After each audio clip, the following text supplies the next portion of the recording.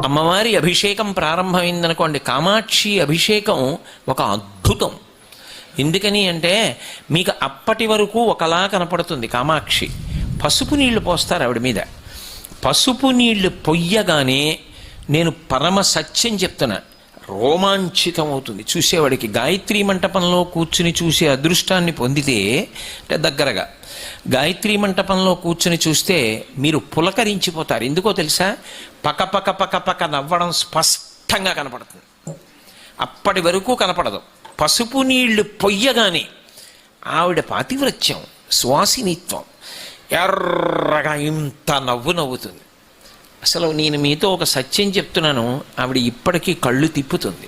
ఎందరో పెద్దలు ఆవిడ కళ్ళు తిప్పుతూ ఉండగా అనుభవించిన వాళ్ళు ఉన్నారు. ఇప్పటికీ తిప్పుతుంది ఆవిడ. 2 గుడ్లు తిరుగుతాయి, తిరుగుతూ దర్శనమిస్తుంది.